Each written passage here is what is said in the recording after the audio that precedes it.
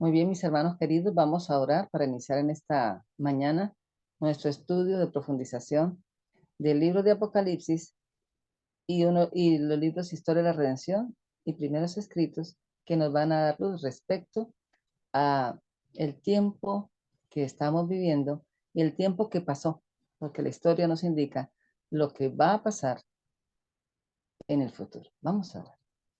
Señor querido, te damos gloria y honra, Señor. Y en esta mañana necesitamos más que nunca antes, Señor, la unción de tu Espíritu Santo en nuestras vidas. Queremos, Señor, entender que tú nunca nos dejas a ciegas y que siempre la historia corrobora lo que tú has dicho y que hoy, Señor, en el tiempo de hoy, tú nos hablas, tú nos dices, las profecías se están cumpliendo, las señales se están dando y tu pueblo debe estar listo, preparado para, como un ejército, Señor, emprender la labor final que nos corresponde a cada uno. Danos tu espíritu en esta hora para poder comprender tu palabra en el nombre de Jesús. Amén. Muy bien, hermanos, Amén.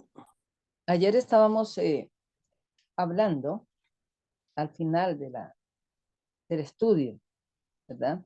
Hablamos acerca de la cuarta trompeta y dimos la aplicación bíblica de qué significa esa cuarta trompeta.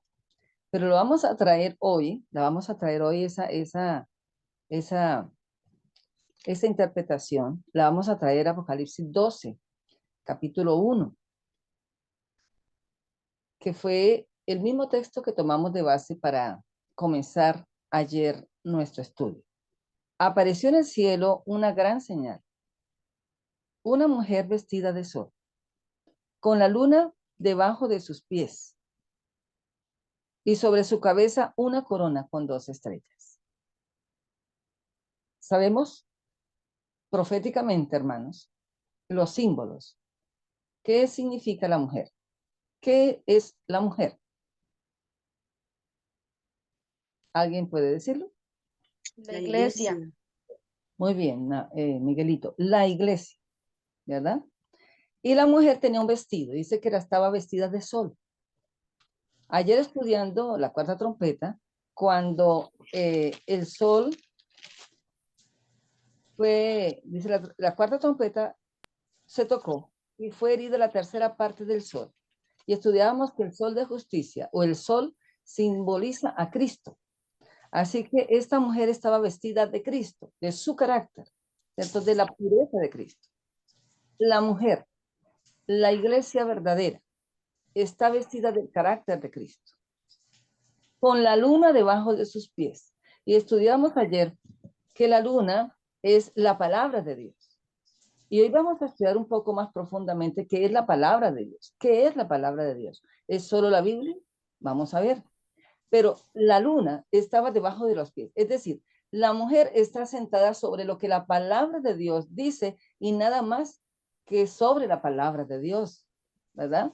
Sobre la palabra de Dios. Está sentada la mujer, está de pie. La luna debajo de sus pies. Ahora, hermano, esta mujer también tiene sobre su cabeza 12 estrellas. Sabemos que el número 12 es un número representativo, ¿verdad? Las 12 tribus de Israel, los 12 apóstoles, ¿cierto? Es un número que representa una totalidad. De hecho, hermanos, que ayer estudiamos entonces que las estrellas son los hijos verdaderos de Dios. Así que la mujer, la iglesia, está llena de hijos, la verdadera iglesia está llena de los hijos verdaderos de Dios. ¿Vale? Entonces allí, este versículo de Apocalipsis 12:1 cobra un sentido mucho más profundo, hermanos, de lo que nosotros vemos, de lo que de pronto nosotros habíamos estudiado. Gloria al Señor porque nos ha dado para entender esta situación, esta apreciación. Ahora, hermano, fe contra todo pronóstico, fue lo que estudiamos la semana pasada, ¿verdad? Y quisimos con mi hermano David, que vamos a tener un vamos a tener una charla, un conversatorio, ¿verdad? De lo que significa para el cristiano de hoy esa fe. Pregunto, hermanos queridos. ¿Cuál es el propósito de usted al estar en la iglesia adventista? ¿Cuál es su propósito? ¿Alguien quisiera abrir su micrófono y contarnos qué propósito tiene usted al estar en este grupo o en esta iglesia? Gracias, mi hermanita Silvia. Buenos días con todos. Buenos días. Bueno, la verdad, mi propósito al conocer la palabra del Señor y conocer el verdadero camino de Él, mi propósito es tratar día a día de tener algo del carácter de Cristo, porque primero tengo que cambiar yo internamente y totalmente. Para poder impartir la palabra del Señor, mi propósito es tener un cambio profundo en mi vida espiritual y luego impartir completamente la palabra del Señor. No por eso quiere decir que hasta que yo tenga este proceso de completo de santificación en mí, no lo pueda, eh, no pueda seguir llevando el evangelio del Señor, pues Él mismo a veces me ha dado las oportunidades para hablar con otras personas que desconocen y Él es el que me ayuda con poniendo a su Espíritu Santo para que yo las enseñanzas que tengo yo las pueda llevar a otros. Con esto mi último propósito es realmente eh, estar con el Señor, que esa fe que alimento día a día pues quede perenne en mí porque pase lo que pase, pues yo estoy muy enamorada de Dios y yo quiero estar con Él. Ese es mi verdadero propósito. Amén. Hermana, de gloria al Señor porque tiene un propósito firme, ¿verdad? ¿Alguien más quiere abrir su micrófono para contarnos cuál es su propósito al estar en la iglesia adventista del séptimo día en este tiempo? Buenos días, hermana. Buenos días. Buenos días. Bienvenido. Dios le bendiga, hermana. Más que un propósito, es un compromiso que Dios nos ha dado a cada uno de los que conocemos la verdad para este tiempo, hermana. Amén. Y a la vez el conocimiento nos impele a cada uno a servir dentro de la esfera donde se encuentra, hermana. Sabemos que la finalidad es llegar a la Canaán celestial. Sabemos que la finalidad es estar algún día, poner nuestras coronas a los pies de Cristo, hermano. Amén. Pero principalmente que este conocimiento nos lleve a una vida de acción y no solamente quedarnos ahí con el conocimiento. Eh, Después de todo, no hay alma que se encuentre dentro de la iglesia que no tenga un propósito definido para él. Todos tenemos una comisión que cumplir dentro de esta tierra. Amén. Es lo que nos motiva a seguir reuniéndonos, es lo que nos motiva a orar, es lo que nos motiva a servir dentro y fuera de tiempo, hermana. Amén. Siempre hemos dicho, muchas gracias, hermano Edgar, porque sus aportes son valiosos, ¿verdad? La razón de este grupo, hermanos, no es traer un conocimiento a la hermandad solamente, es que los hermanos crezcan en la fe, es que usted pueda opinar también en este grupo, podamos escuchar su voz y podamos todos crecer. Recordemos que los pioneros nos enseñaron ese principio, ¿verdad? El principio de estudio en conjunto es un principio de Dios, ¿verdad? Los discípulos lo hicieron.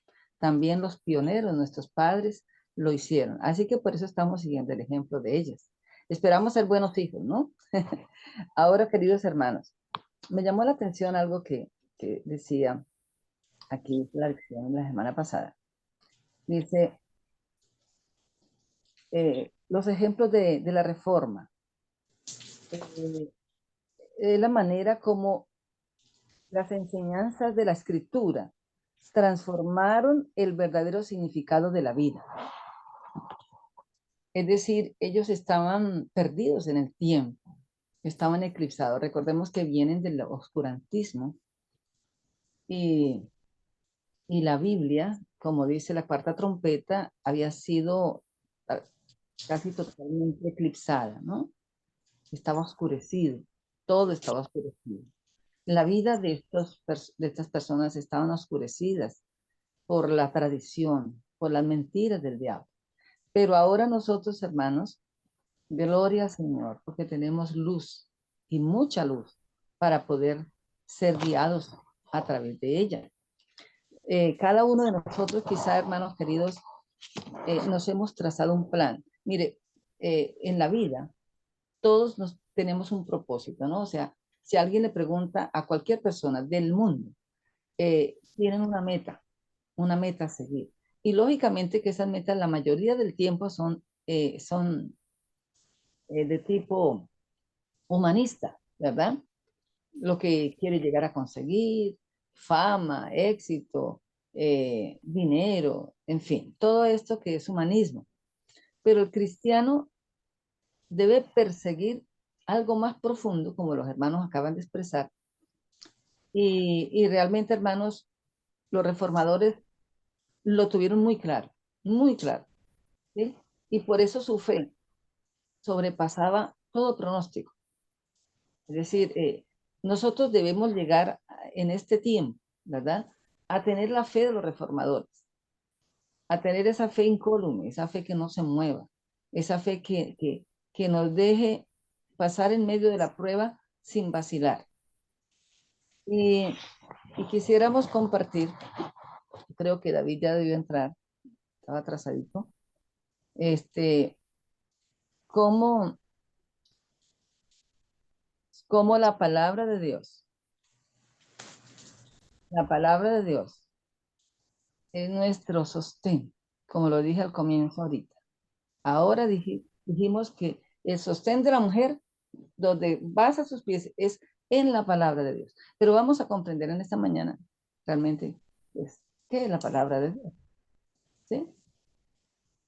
Adelante, David. Buenos días, hermanos. Dios les bendiga.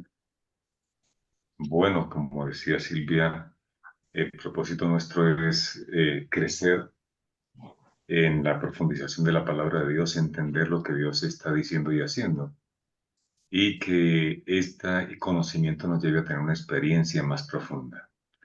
El propósito del estudio de estos días es guiarnos en el estudio de la lección y colocarnos en el contexto en el cual el cielo quiere que nosotros estemos de la verdad. Yo voy a tomar un poquito la parte de atrás de la lección antepasada. Defendamos la verdad. Y en Defendamos la verdad veíamos algunos principios a seguir y veíamos cómo el cielo nos invita a estar en una verdad. Pero, ¿cuál es la verdad que el cielo quiere que tengamos? Hemos entendido a través del estudio de la palabra de Dios que el Evangelio está lleno de verdades, pero esas verdades tienen un contexto especial. Hay verdades fundamentales para nuestra fe y todas las verdades son importantes, pero hay unas verdades que son históricas. Por ejemplo, cuando en el Antiguo Testamento se hablaba de el Mesías, era una profecía que iba al futuro. Cuando Cristo vino y se cumplió esa profecía, y Juan dijo, este es el Cordero de Dios que quita el pecado del mundo. Y el Cordero de Dios fue sacrificado el día que estaba profetizado, el día 14 del primer mes calendario judío, el mes de Nisan, fue sacrificado Cristo en la cruz del Calvario, cumpliendo con lo que se representaba en el santuario, en el atrio. Esa es una verdad, pero no es una verdad presente para nosotros. Es una verdad que ya ocurrió y que forma parte del Evangelio, pero que no es en la obra que nosotros debemos estar centrados. Entonces, la pregunta es, ¿en qué verdad debemos estar nosotros y cuál es la verdad que debemos defender? La lección decía, defendamos la verdad.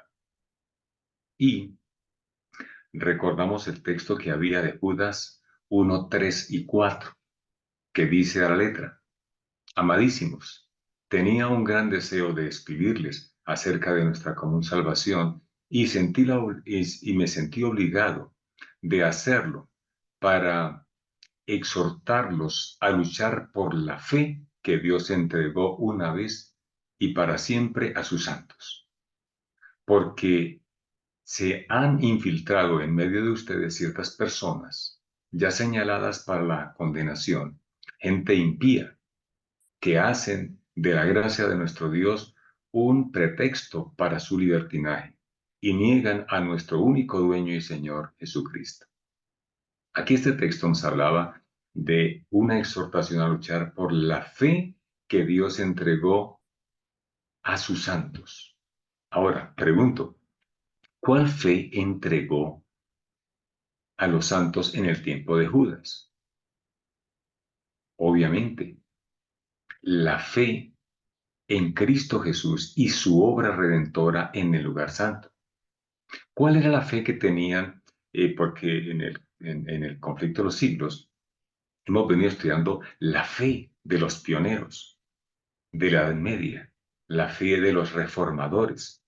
¿Cuál era la fe que ellos tenían? Había una intensa obra de Satanás por ocultar la obra que Cristo estaba haciendo en el santuario del cielo. Y había traído la obra que Cristo realiza en el cielo, la había echado por tierra. Y ahora la iglesia romana estaba enseñando que la salvación se obtenía por las obras, por los méritos, y que la iglesia era la que ofrecía la salvación, y que los sacerdotes ofrecían perdón y salvación, y que los prelados y el pontífice de Roma era el que ofrecía salvación. Y Martín Lutero y los otros reformadores, entendiendo la palabra de Dios, exaltaron la obra redentora de Cristo y exaltaron la fe que debía ser colocada en alto para que el mundo conociera desde dónde se ofrecía salvación y cuáles eran los méritos de la salvación que se ofrecía. Hoy nosotros tenemos también una fe, pero ¿cuál fe es la que nosotros debemos tener? ¿La fe que tenía Moisés? ¿La fe que tenía Abraham? ¿La fe que tenían los apóstoles? ¿O la fe que tenían los reformadores? ¿O será que nosotros tenemos una fe más avanzada? ¿Podemos tener una fe más iluminada? El apóstol Pedro, en su segunda epístola, capítulo 1, versículo 12, dice lo siguiente: Por esto, yo no dejaré de recordaros siempre estas cosas, aunque vosotros las sepáis y estéis confirmados en la verdad presente. O sea que hay una verdad presente, una verdad histórica y una verdad presente. Y encontramos que en la charla pasada que tuvimos, hacíamos una cita en el libro de Conflicto de los Siglos, en la parte final del capítulo 2. Y dice lo siguiente: había una verdad presente. Aquí también había una verdad presente. Dice una verdad presente o de actualidad en los días de Lutero. Una verdad que en aquel tiempo revestía especial importancia. ¿Cuál era la verdad presente para el tiempo de Lutero? Que solamente la gracia de Cristo puede salvar. Por eso ellos colocaron, y ahorita vamos a mirar rapidito y repasar los, los, los fundamentos de la fe reformadora, los 5 solos. Había una verdad presente en los tiempos de Lutero, una verdad que revestía que en aquel tiempo revestía especial importancia. Y así hay ahora una verdad de actualidad para la iglesia de nuestros días. Esa verdad es la verdad que nosotros debemos entender y vivir. la verdad de actualidad para la iglesia de nuestros días. Esta verdad es la que debemos nosotros entender y enarbolar. Satanás ha perseguido por tiempos a la iglesia y veíamos en Apocalipsis 12:17 que Dios mostraba cómo Satanás atacaría la verdad que la iglesia vive y enseña a través de los siglos, pero que el ataque final estaba centrado en el pueblo remanente que tenía algo especial. Y ese algo especial lo dice el versículo 17. Entonces el dragón se llenó de ira contra la mujer. Ya sabemos y hemos estudiado que la ira que Satanás desarrolló contra la mujer fue toda la persecución fiera en la Edad Media. 1260 años o más de 1260 años de persecución contra la iglesia. Y luego dice, y se fue a hacer guerra contra el remanente, contra el residuo de la mujer. Está hablando ya del fin del tiempo. Los que guardan los mandamientos de Dios y tienen el testimonio de Jesucristo. Y sabemos por la palabra de Dios que el testimonio de Jesucristo es la iluminación del don de profecía. O sea, que nosotros, a diferencia de los reformadores, que hablaban de la escritura y solo escritura, y para ellos, ¿cuál era la escritura de su tiempo? Pues el Antiguo y el Nuevo Testamento. Y la fe de ellos se basaba solamente en lo del Antiguo, ¿o cuál es la verdad más reciente para ellos? Obviamente, la obra redentora que Cristo estaba ofreciendo en el lugar santo y la luz mayor en ese momento que iluminaba esta obra de Cristo en el lugar santo era el Nuevo Testamento. Y ellos decían escritura y sola escritura. Pero nosotros debemos entender qué es la escritura, porque la escritura es la palabra de Dios.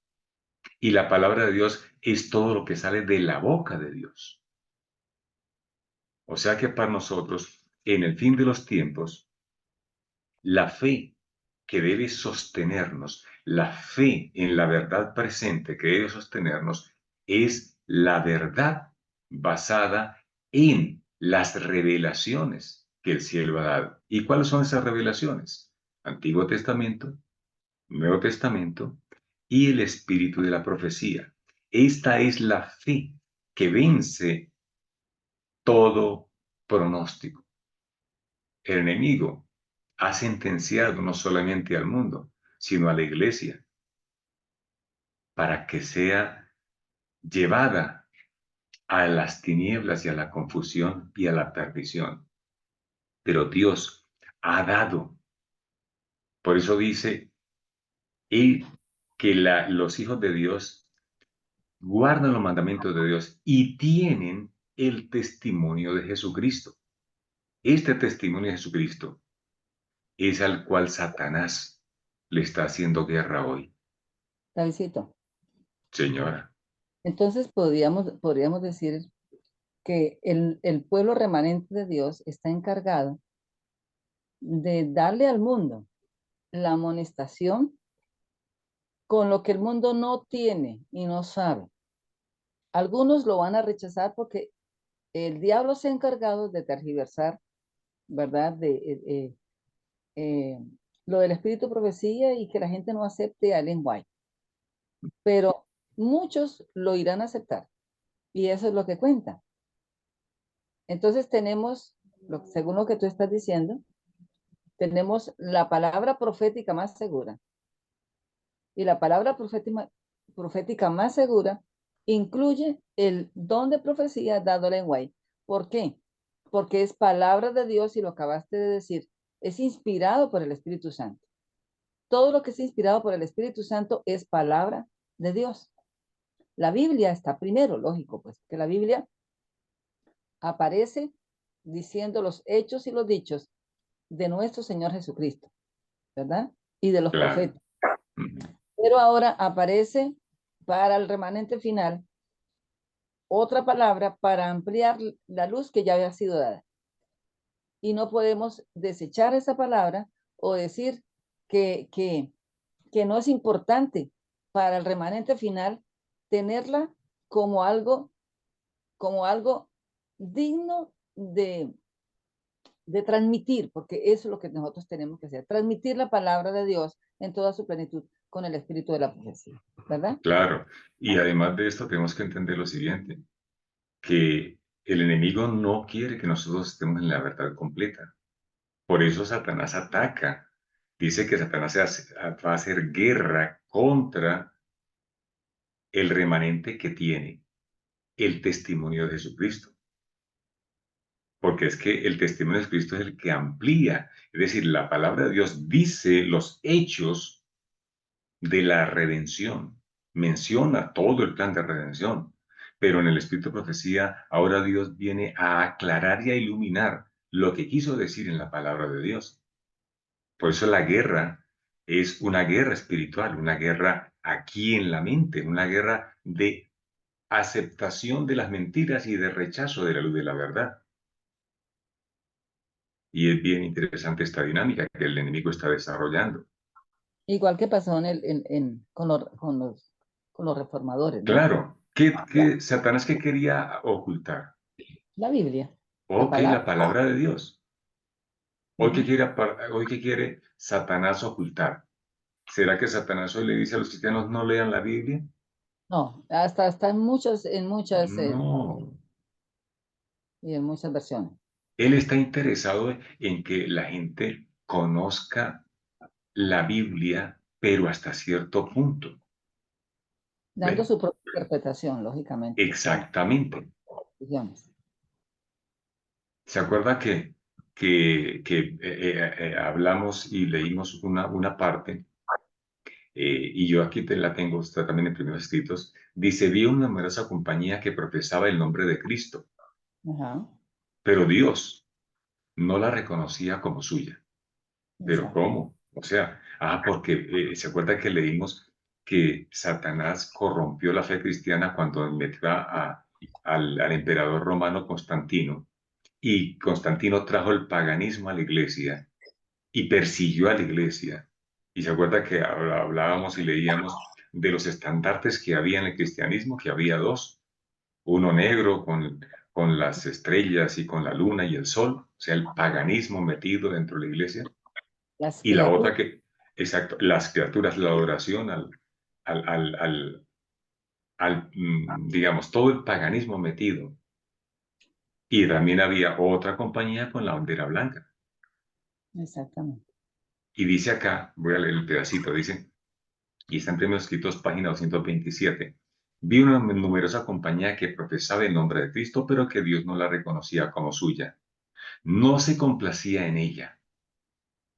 Satanás asumía carácter religioso y estaba dispuesto a que la gente se creyese cristiana.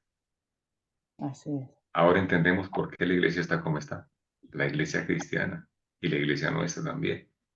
Y hasta estaba también ansioso de que creyeran en Jesús y en su crucifixión y resurrección. Ajá, pero Dice Satanás y sus ángeles creen todo esto ellos mismos y tiemblan. Pero si la fe del cristiano no le mueve a buenas obras, ni induce a quienes la profesan a emitir la abnegación a imitar la abnegación de Cristo, Satanás no se conturba, porque como entonces los cristianos lo son solo de nombre y sus corazones continúan siendo carnales y pueden emplearlos en su servicio mucho mejor que si no profesaran el cristianismo. Ocultan la deformidad bajo el nombre de cristianos.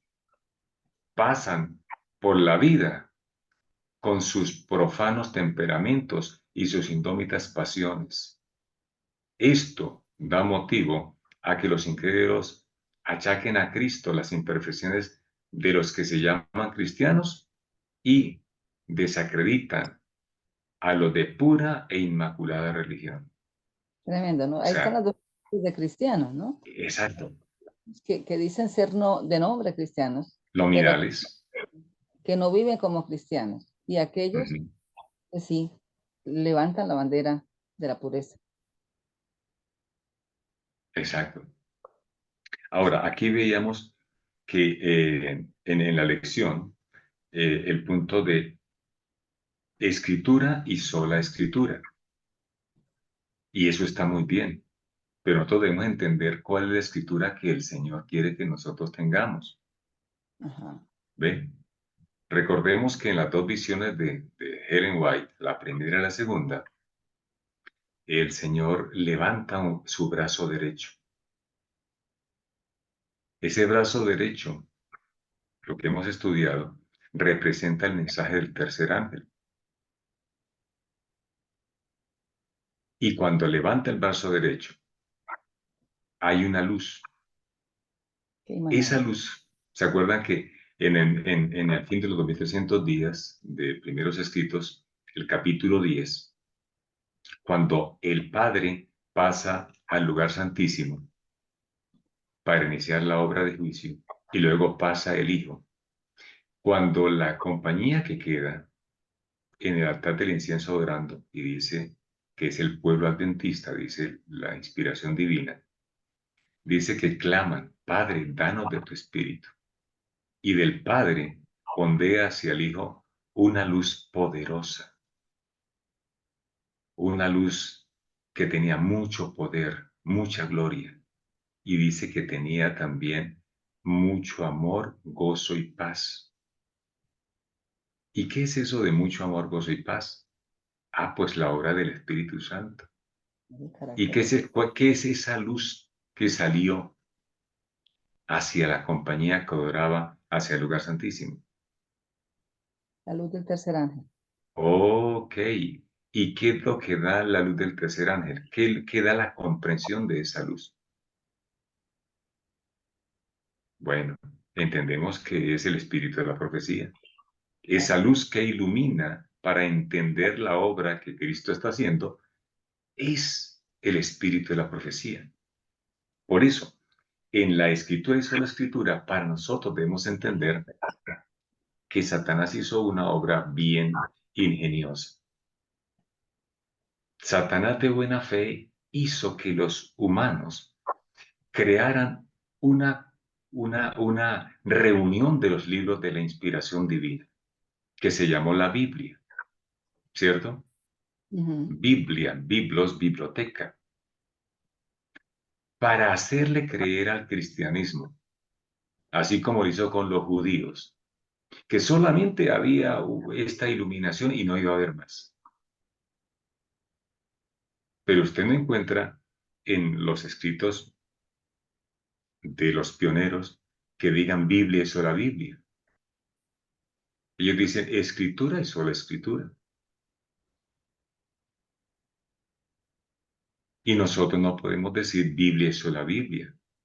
Tenemos que decir escritura y sola escritura. Porque la escritura es todas las revelaciones que el cielo da para que nosotros entendamos el plan de salvación. Así es. Si nosotros nos quedamos con Biblia y sola Biblia, estaremos como los judíos, cerrando la mente a la iluminación que el cielo está dando. El judío dijo, no, nosotros tenemos solamente la Torá La y Torá. nos quedamos solamente con la inspiración y no recibimos la nueva. Y por eso ellos se colocaron o se pusieron donde la luz de la revelación reciente para ellos, el Nuevo Testamento, no podía alcanzarlos y no podían recibir los beneficios de la obra presente que Cristo estaba realizando en el lugar santo del cielo.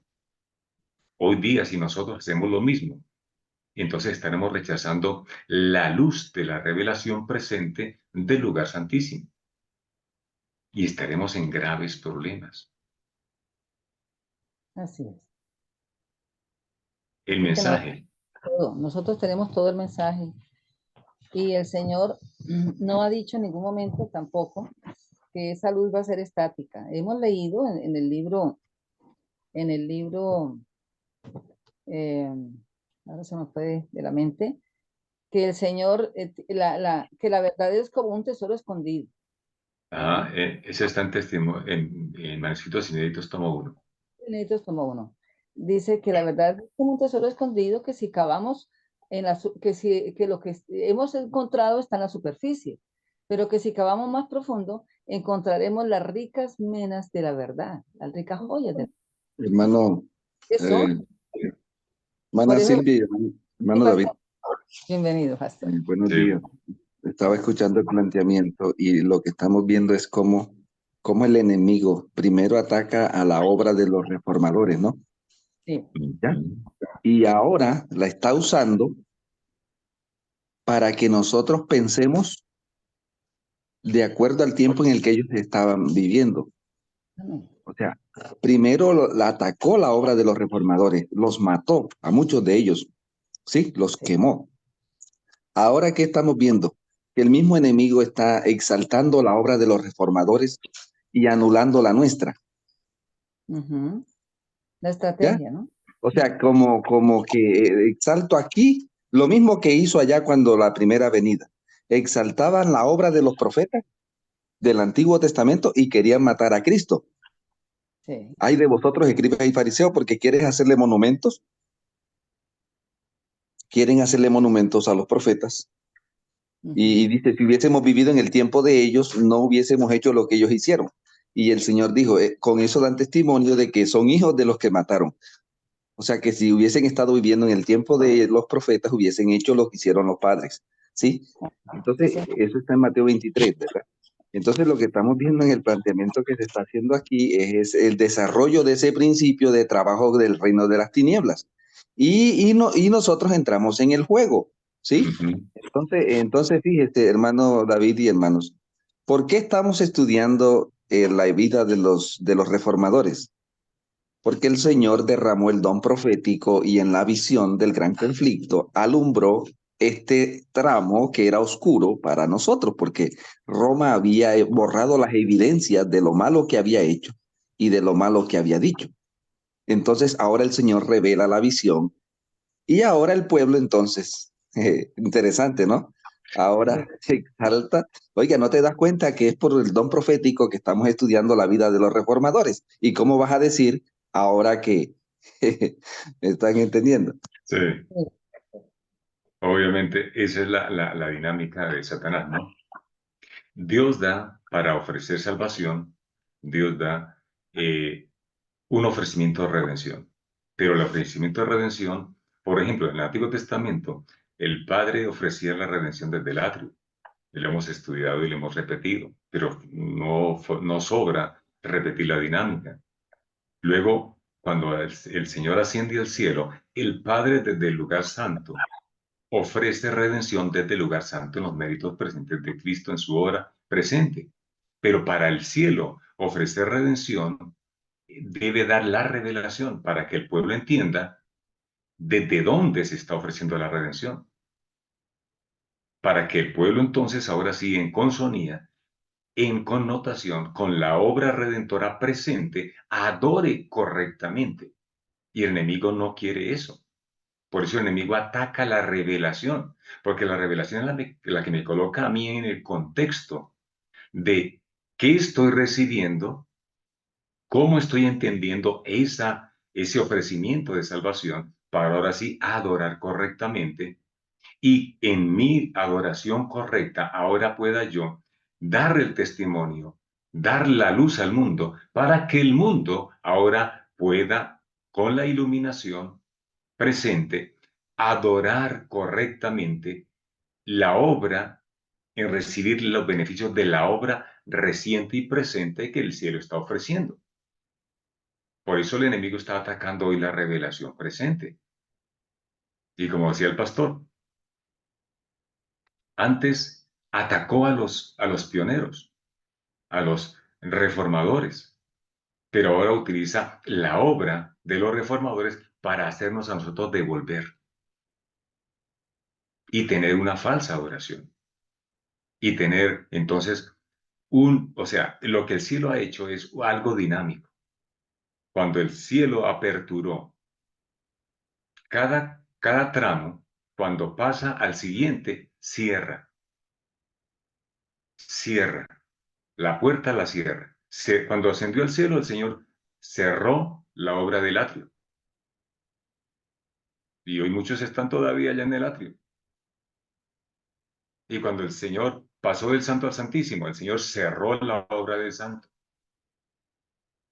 Y ahora Satanás está atacando esta revelación para que nosotros no entendamos la obra que el cielo está haciendo y desde dónde se está ofreciendo salvación y vida eterna.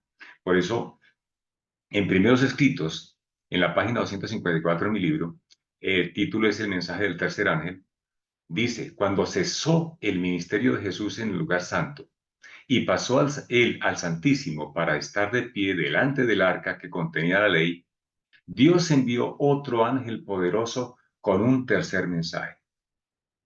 Ahí vemos que el Señor envía otro mensaje. Y si hay otro mensaje, tiene que haber otra iluminación. Un pergamino fue puesto en la mano del ángel.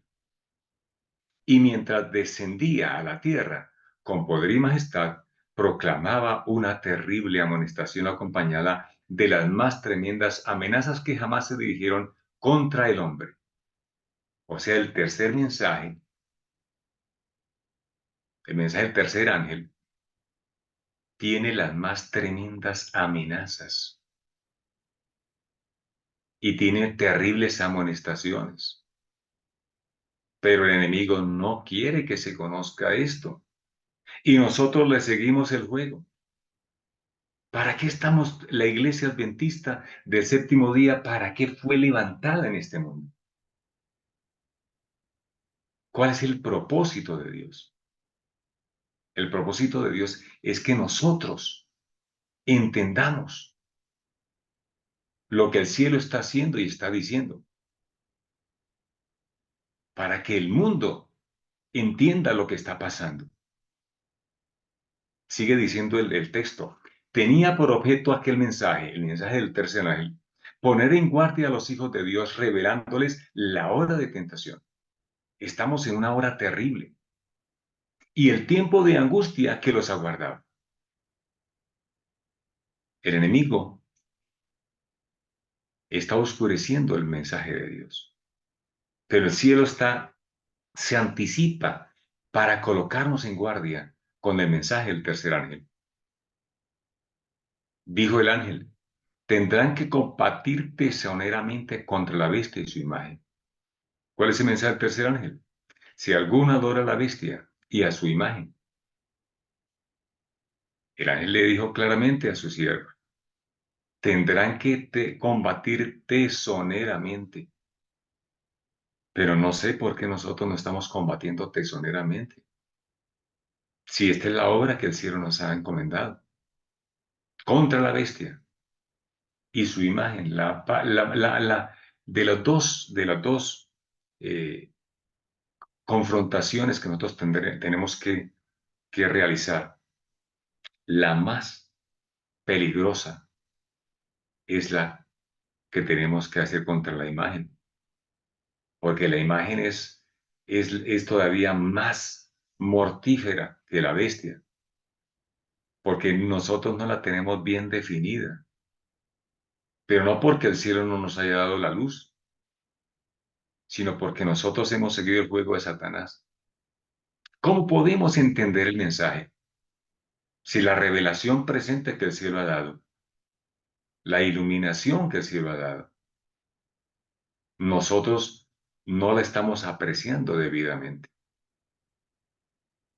Y dice, su única esperanza de vida eterna consiste en permanecer firmes. ¿Firmes en qué? En la verdad presente.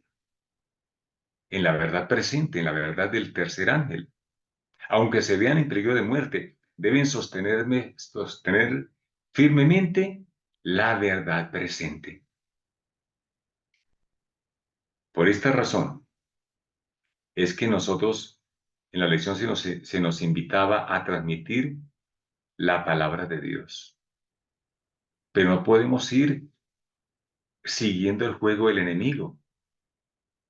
No podemos seguir jugando a que tenemos una verdad, pero tenemos una verdad a medias. Mire lo que el cielo ha revelado. Página 256. Muchos de los que aceptan el mensaje del tercer ángel no habían tenido experiencia en los dos anteriores. Satanás comprendió esto y fijó en ellos, ¿en quiénes? ¿Quiénes son los que tenemos o quiénes son los que han aceptado el mensaje del tercer ángel? La iglesia adventista. O sea, el ataque está directo contra nosotros. Satanás comprendió esto. ¿Y cómo nosotros tenemos o participamos de la experiencia del tercer ángel? Satanás comprendió esto y fijó su ojo maligno en ellos. ¿Cómo nosotros participamos de los dos anteriores? Decía el texto que leímos al comienzo de Judas, que nosotros debemos defender la verdad que una vez fue entregada a los santos. ¿Quiénes son los santos? Ah, los padres espirituales. ¿Qué verdad se les entregó a los padres espirituales del Antiguo Testamento? Bueno, la verdad en el Mesías venidero. ¿Qué verdad se les entregó a los apóstoles, que fueron los padres espirituales de la Iglesia Apostólica? Ah, la verdad de la obra en el santuario celestial, en el lugar santo. ¿Y qué verdad se les entregó a los padres espirituales de la Iglesia o del movimiento adventista? Ah, la verdad del mensaje profético, el espíritu de profecía. La experiencia que ellos vivieron en el primero, segundo e inicio del tercer mensaje es el legado que se quedó escrito. ¿A dónde debemos nosotros volver? ¿A la verdad de los reformadores? ¿A la luz de los reformadores? ¿O debemos volver a la luz que se nos entregó a través de los padres espirituales del remanente final, de la obra final? Por eso debemos volver a este mensaje que se nos ha confiado. Por eso aquí hemos estudiado el gran movimiento adventista. Hemos estudiado a otro escritor de los pioneros. ¿Se acuerda que estuvimos estudiando acerca del santuario y toda la obra del santuario y hemos entendido cómo las profecías de los muebles tenían un cumplimiento profético perfecto? Estudiamos al pastor Stephen Haskell en el libro La cruz y sus sombras. Y hemos estudiado los libros del Espíritu de Profecía. Esta es la fe que se nos confía a nosotros. Satanás comprendió esto, que no se había tenido la experiencia, pero entonces podemos participar de la experiencia en las vivencias que ellos dejaron registradas en los escritos.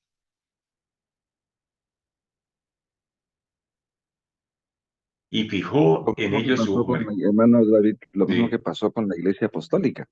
Muchos de Ujú. los que estaban entrando no habían tenido experiencia en lo que había pasado antes, pero los que habían disfrutado de la experiencia escribieron y ahora los nuevos creyentes de la Iglesia Apostólica se ponían a tono con todo lo que el Señor había dicho y había hecho en su tiempo.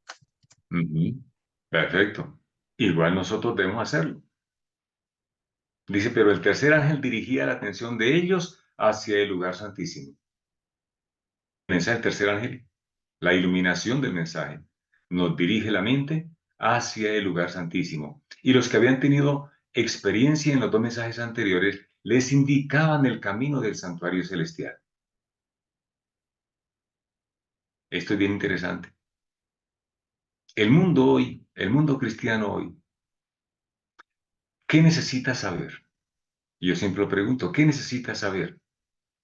¿Que Cristo vino y murió?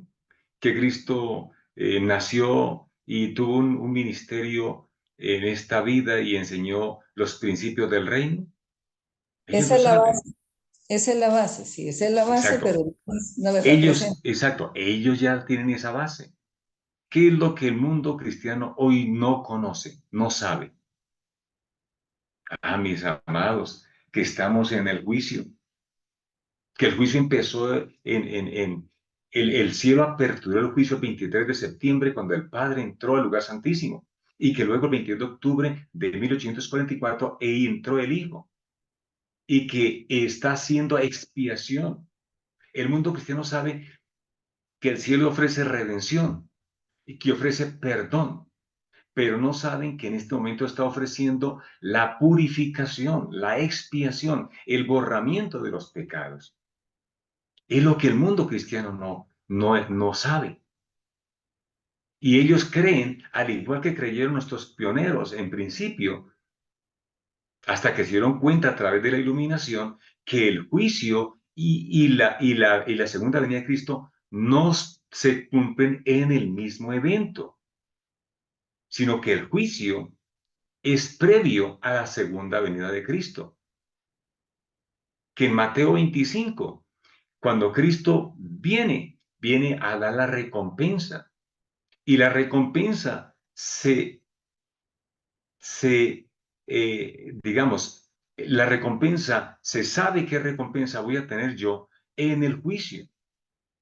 Hoy, mis amados hermanos, no sé si ustedes donde están tengan este mismo flagelo que nosotros aquí estamos padeciendo. Y es que unos seguidores de un exadventista, Natanael Baloyes, están metidos dentro de la iglesia nuestra. Y ellos enseñan el universalismo. No, que todo el mundo se va a salvar porque el Señor tiene misericordia y que el juicio no se está celebrando en este momento. Entonces, ¿para qué nos preocupamos? No tenemos que estar clamando al Señor porque no hay juicio.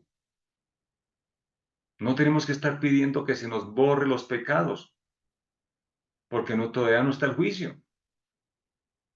Esto está ahorita ocurriendo en nuestra iglesia. Y a muchos les suena muy bonito que el Señor es tan misericordioso que entonces va a salvar hasta el diablo, que nadie se va a perder, porque finalmente utilizan un texto fuera del contexto, Filipenses 2, que ante el Señor se doblará toda rodilla de los que están en el cielo y de los que están en la tierra, y como Satanás también se va a doblar la rodilla, también se va a salvar. Esto es grave, mis hermanos. Esto es terrible. Pero nosotros, que hemos sido alcanzados por la luz del cielo, debemos, como dice acá, señalar el mensaje del tercer ángel, señalaba el camino que conduce al santuario celestial. El mundo cristiano y muchos en la iglesia están perdidos o estamos perdidos si no entendemos esto. Están perdidos del camino desde donde el Padre está ofreciendo la salvación. Pero tú y yo, mi querido hermano, tenemos esta gran responsabilidad.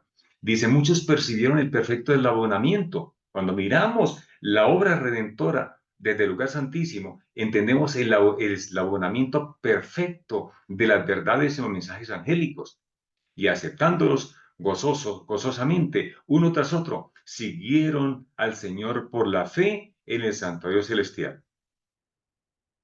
Esto es lo que el Señor quiere que nosotros entendamos, vivamos y enseñemos. Estos mensajes me fueron presentados como un áncora, como un ancla para el pueblo de Dios.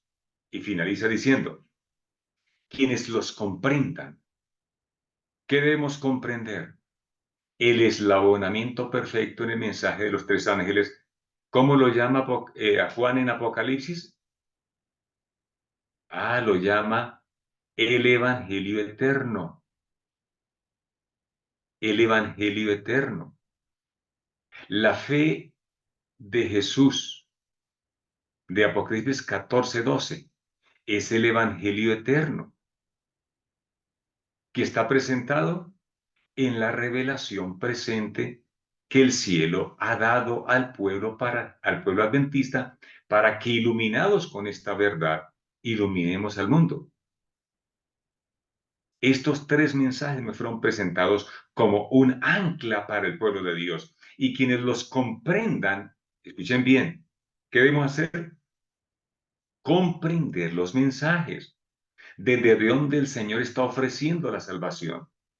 Quienes los comprendan y acepten quedarán libres de verse arrastrados por los engaños de Satanás. Arrastrados. ¿Qué es arrastrar? A hacer que el pueblo se devuelva. Entonces ahora sí entendemos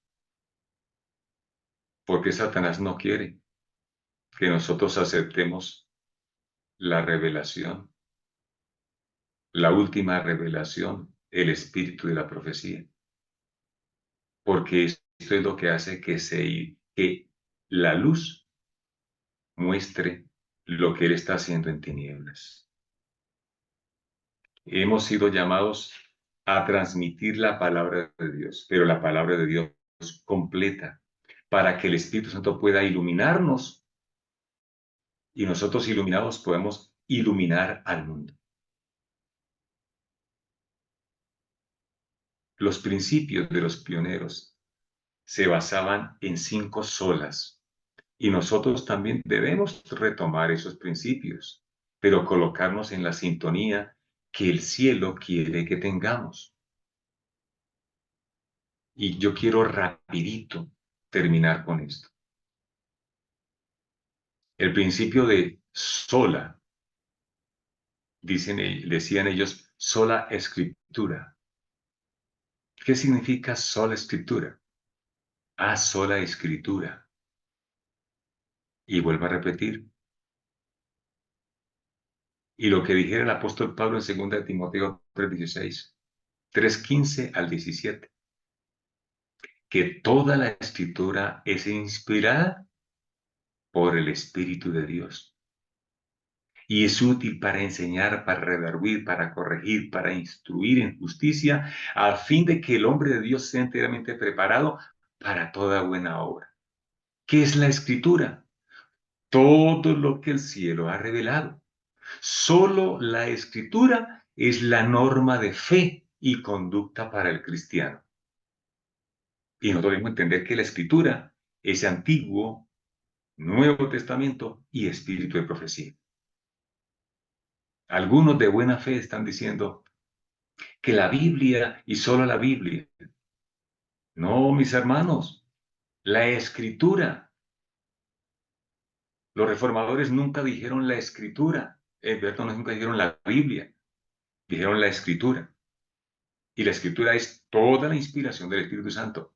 Sola fide, sola fe. Nosotros también debemos tener solamente la fe de Cristo en el mensaje del tercer ángel, que involucra a los tres. Solo la fe en Cristo da salvación. Gálatas 3:11. Solamente la fe en Cristo, la obra que el cielo está realizando, la fe en lo que Cristo está haciendo por nosotros nos da salvación. La otra sola de los solos presentados por la Reforma. Hoy nosotros debemos ser los reformadores en el mensaje del tercer ángel. Esa reforma de allá se dio y tuvo el aval del cielo. La obra de reforma que nosotros debemos estar realizando hoy en nosotros, en la iglesia y en el mundo, también cuenta con el aval del Espíritu Santo. Sola Deo Gloria. Solamente Dios merece la gloria por su salvación. Un texto para corroborar esto, 1 de Pedro 4:11. Solo Dios merece la gloria por la obra que el cielo está realizando a través de Cristo en el santuario celestial, en el lugar santísimo. Otro de los principios que debemos tener en cuenta nosotros y aplicarlo a nuestro tiempo. Sola Christus. Sola Christus. Solamente en Cristo se encuentra la salvación y excluye de esta manera cualquier otro camino para llegar a Dios. Por eso Cristo dijo, yo soy el camino, la verdad y la vida. Y nadie puede ir al Padre, nadie puede ir a donde el Padre está ofreciendo salvación y vida eterna, si no es por mí. Y el último principio fundamental de la Reforma, sola gratia. Solamente somos salvados por la gracia, el don inmerecido de la salvación. ¿Desde dónde el cielo está ofreciendo gracia y redención? Desde el lugar santísimo. Mis amados, el cielo hoy está más cerca de nosotros. Está más cerca nuestra redención. Está más cerca nuestro hogar. Pero debemos colocarnos en connotación con el cielo. No podemos cometer los errores del pasado. Hoy nosotros como iglesia debemos levantar la bandera de la verdad presente y mostrarle al mundo desde donde el cielo está ofreciendo gracia y salvación. Amén. Bueno, mis queridos hermanos, hemos terminado este recorrido de estos 2 días, ¿cierto? De estos 3 días que hemos hecho con mi hermano, para honra y gloria del nombre del Señor y para que todos entendamos, hermanos, y contextualicemos la fe que tenemos hoy. Jesús está siendo nuestro abogado intercesor en este momento en el santuario, esperando que nosotros estemos a tono. Y queridos hermanos, nada el Señor podrá hacer sin que nosotros busquemos la ayuda del Espíritu Santo. Por eso Él nos busca, pero nosotros tenemos que abrir la puerta. ¿Para qué? Para que Él pueda entrar y cenar con nosotros. Vamos a orar en esta mañana, hermanos, y damos por concluido, digamos, un episodio más en el estudio de la palabra de Dios con este grupo. Y mañana, no se lo pueden perder, hermanos, porque mañana vamos a entrar en la lección que estamos en esta semana, la Revolución Francesa. Y nuestro hermano Armando Parada va a estar dando la instrucción a este grupo de muchas cosas respecto a la Revolución Francesa y cómo tiene connotaciones reales y temporales. No se lo pueden perder, mis queridos hermanos. Vamos a orar. Y además directas con nosotros. Directas con nosotros. Davidcito y yo vamos a tener la oración, vamos a tener una oración de 2 continua. Voy a encabezarla y luego él continúa y terminamos. Cariñoso Dios que moras en el cielo, reconocemos, Señor, que tú eres grande, poderoso y que tu amor sobrepasa nuestro entendimiento. Gracias, Padre, porque hiciste toda la provisión. Nos diste a nosotros, Señor, la palabra profética más segura. Y si hacemos bien, Señor, en usar y en entender, podemos ser herederos, Señor, de tu reino. Y especialmente, Señor, eso que tanto anhelamos, que tú nos selles para vida eterna. Dios, en esta hora estamos diciéndote, Señor, que te amamos y que necesitamos hoy más que nunca de ti para poder avanzar en la vida cristiana. Gracias, Padre, porque has hecho provisión, porque has dado luz a tus hijos. Señor, ayúdanos para entender la urgencia del tiempo en que vivimos, apreciar la luz que tú nos has dado y entender que tenemos una verdad presente que comunicarle al mundo, para que el mundo, Señor, pueda entender la urgencia del tiempo y las almas lleguen a tus pies. Oh Dios maravilloso, Dios de la gloria. Capacita nuestras vidas, Señor. Tal como lo hicieron los reformadores, los pioneros, Señor. Tendremos que arrostrar grandes cosas en el tiempo que se aproxima. Envía tu Espíritu, Señor, para iluminar el camino.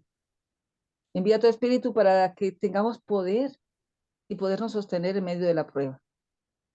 Ayúdanos a amarte, Señor, como tú nos has amado, como tú nos amas, y hacer bendición para este mundo que perece. Rogamos, Señor, que hoy, cuando el mundo se debate entre la vida y la muerte, nosotros tengamos vida para dar vida, luz de parte tuya, Señor, para ser luminares en este mundo. Y hoy, Señor, cuando la verdad presente hay que levantarla, la podamos comprender, la podamos aceptar, la podamos vivir. Pedimos estas bendiciones, Señor, en esta hora, quedando contigo, Señor, en nuestro corazón durante todo este día, para que tú ilumines nuestro camino en el poderoso y grande nombre de nuestro amado Salvador, Cristo Jesús. Lo rogamos todo. Amén.